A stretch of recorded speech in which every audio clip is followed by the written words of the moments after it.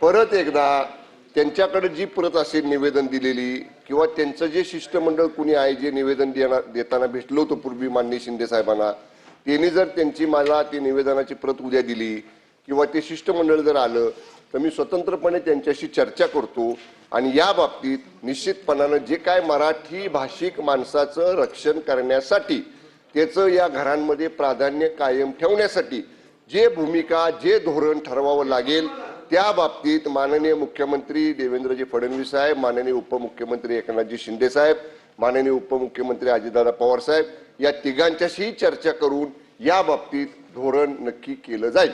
ठीक आहे, धोरण नक्की केलं जाईल म्हणजे आता पुढचा प्रश्न घ्या. पण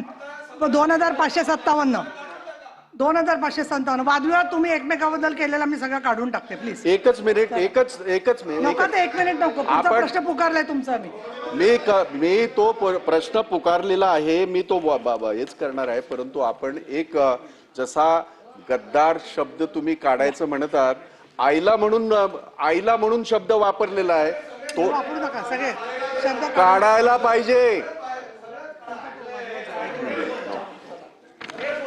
प्रश्न क्रमांक 2557.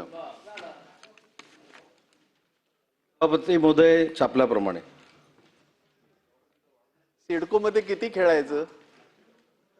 सभापती महोदय, इथे जे उत्तर दिले हे उत्तर अधिकाऱ्यांनी दिशाभूल करणार आहे.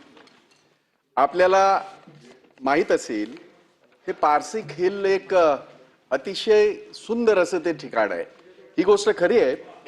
त्या ठिकाणी याचं जे विद्युत वाहिनी पॉवर जे आहे तिथे पॉवर ग्रीड तिथे